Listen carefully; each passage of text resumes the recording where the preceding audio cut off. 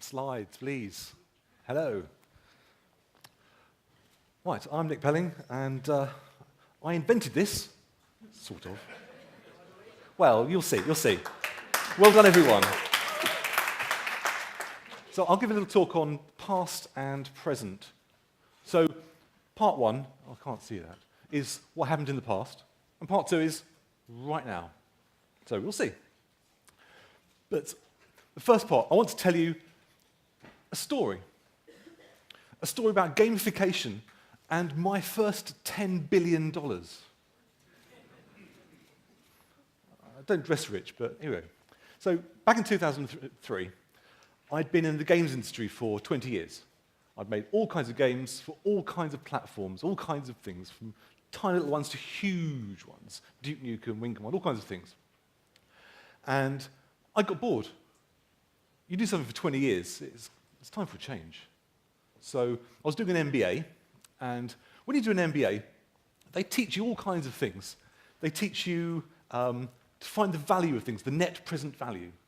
They teach you about core competencies, what you're really good at. What's the company really good at? What are you really good at?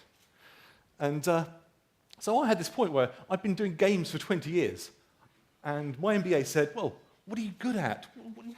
What are you all about? And I thought, I don't know. You know, it was a bit of a puzzle, really. And I thought, well, actually, what's the games industry good for? What's it good at? What's its value? And about then, I realized that MBAs are kind of asking the wrong question. If you're an entrepreneur, the right question is, where's all this going? What's the future?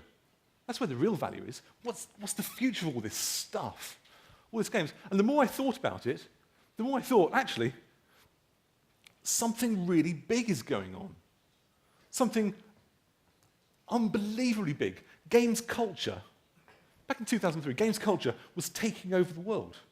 It was changing the way people use devices, the way they relate to devices, the way they think about things, the way they talk about things. Games culture wasn't just like a little hobbyist add-on to the rest of culture. Games culture was spreading in. And it was at this point where I thought, there's something even bigger happening. Now, 2003 was the start of the first digital download platforms, a thing called Steam, by a company called Valve. Now, Steam now has 75% of every downloaded commercial game. That's a really big number. And so, but they were starting it. And I was thinking through the implications of this. Digital downloads, fast, easy-to-use devices, easy-to-use handsets. This was a whole new thing. And really, there wasn't a word for it. Games culture was reprogramming society.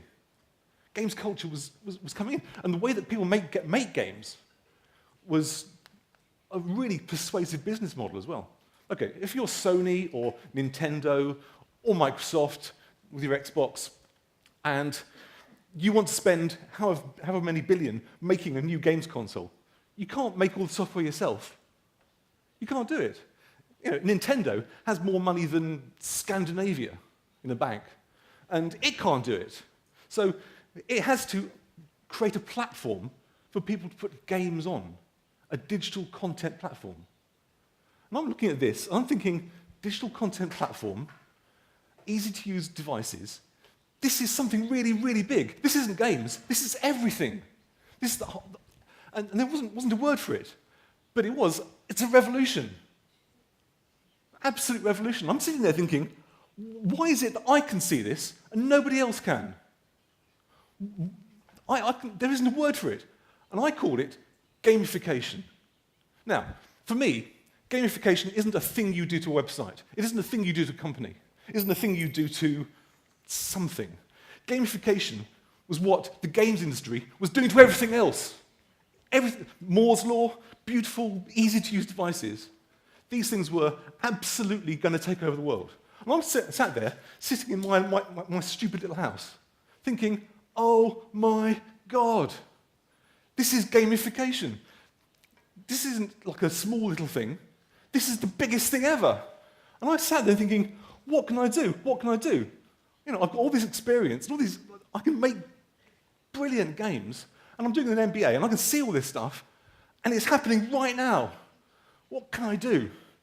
So I did the stupidest thing possible. Most pathetic, ridiculous, self-serving, nonsensical thing I could do, which was form the first gamification startup. Oh yes. Number one.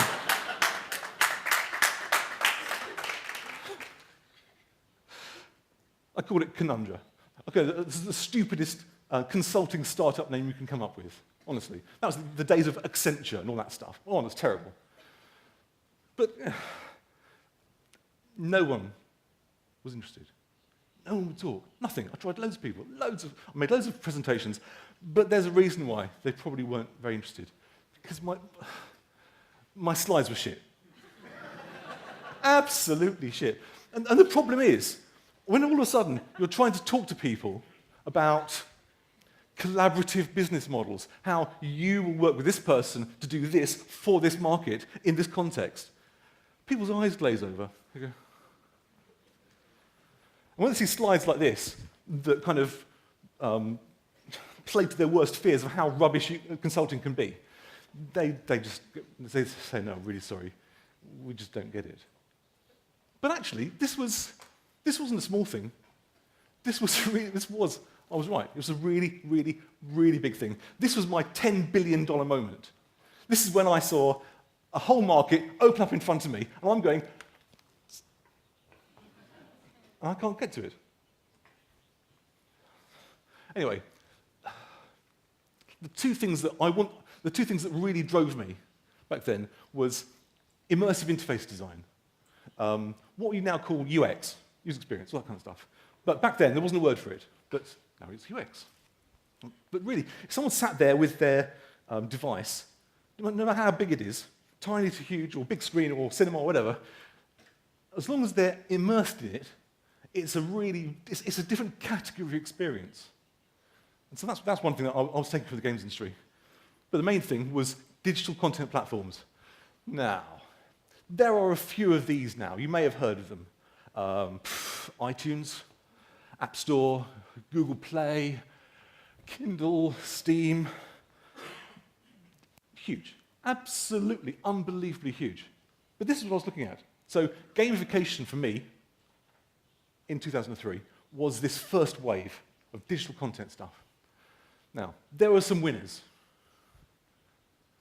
And there's only one winner. One company took the stuff that I was looking at, picked up that ball, and ran! And ran so far with it, they almost reinvented business. You know who they are. So, I have a big round of applause for gamification winner number one. Apple. Didn't they do well? Look at it. That's gamification. Slick, easy-to-use interfaces. The ultimate in digital content platforms. iTunes and App Store. What are they thinking of? They're thinking of how they can change the world. It's brilliant. That was the gamification I had in mind. Of course, there were some losers.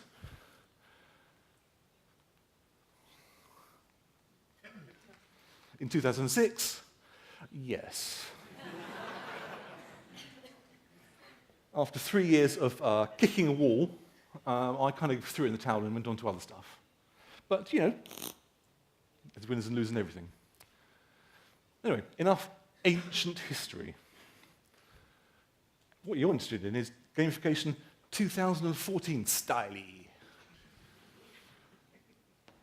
There's a big thing's happened in the decade since then, and that's social media. And for me, gamification 2014 style is kind of a combination of the games industry culture washing over society as a general, combined with social media. It's the two things together.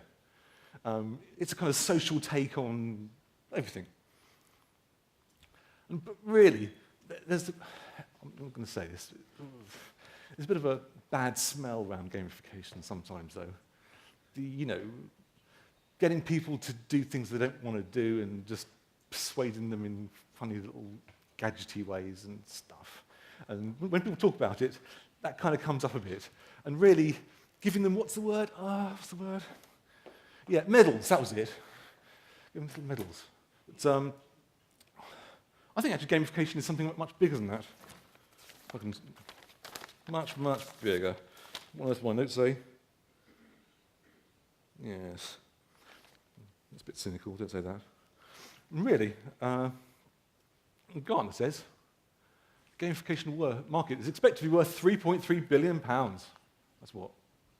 Quite a lot of money. But I think actually, they might have missed the boat a bit. I think Gartner, I think it's worth $10 billion, my magical figure, right now. And that there are companies using gamification in ways that change their business and change their work. It's entirely central to how they do things that you never think of, but they're there. So I've got I'll say my definition of gamification. From a supply side, from a programmer side, I see it as a kind of exploring the fuzzy social interface between psychology and programming. You have to be good at psychology, you have to be good at programming, but that's kind of like a programmer kind of sat there thinking about gamification type definition. Andre's good at this kind of stuff.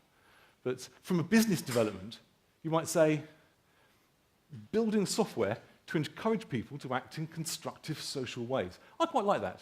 That kind of like starts to get towards what it's all about. And so my heroes aren't perhaps what you expect. My gamification heroes, Kickstarter. I think that's a really, really big, hugely gamified platform. It's a digital content platform, sort of, but it's not so much that as a social platform for connecting people who want to give money to people who need money for creative projects.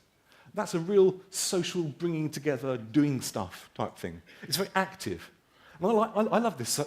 So for me, this kind of gamification isn't about social media. It's about social action, or social activity.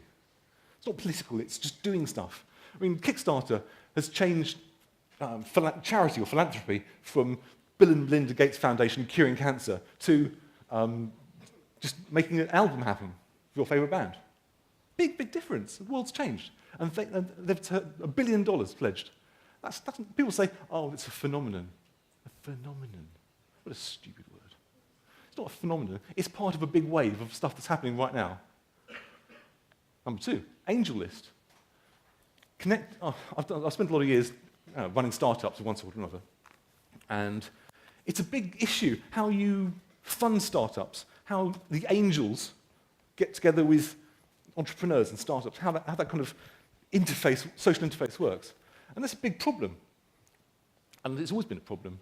But AngelList, I think by the end of next year, I think they'll have had over $1 billion committed to startups, to many more startups. It's just starting to absolutely explode.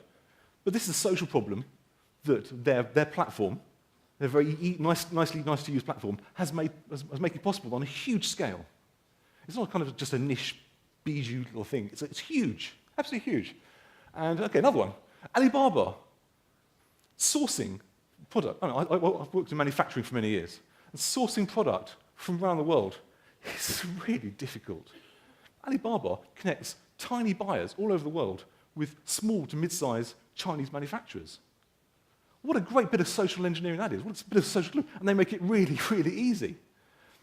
So these are the things. I was sitting on the plane thinking, oh no, I've missed a slide. My gamification hero number 4 is Match.com. Things like nudges and winks and all that stuff and blowing kisses at people virtually within their little gamified... It's a gamified environment. It's a gamified environment. And they're making millions and billions of pounds out of this. These are gamification happening right now. Gartner doesn't see it, but I see it. So what I'm getting at is that, for me, what gamification... It's not what gamification is, but what it's for. What's it for? Building easy-to-use social action platforms. Platforms that join people together and get people to do things. It's not getting them to just click a button. It's moving to action. And I think this is like a huge, huge mind shift that people haven't really got their heads around yet. I think gamification in this kind of, ooh, careful, context is much, much bigger than anyone really understands yet. There are so many ways that people join together awkwardly that haven't been touched yet. I mean, I say about Kickstarter and Alibaba and Match.com and stuff, and there are loads of others that are in those markets, so they're all big things. But they're just the beginning. For me, this new kind of social gamification has only just begun. And I don't know much about it. I'm sat there on my chair going, oh, I can see this stuff. This is great. But you're the ones who are doing all this. You're out there making stuff and trying stuff and pushing stuff together and gluing things together that weren't glued, that were unstuck. This is great. It's hard work. And who could really do that? What kind of person who have the kind of the programming, business, psychology, that mixture of technology smarts and personal smarts to kind of fit all that together? I'm not sure that's the kind of thing I could do. That's what you do. Good for you. I think you're Superman. I really do. Anyway, that's the end. Brief, but sweet. Thank you all very much.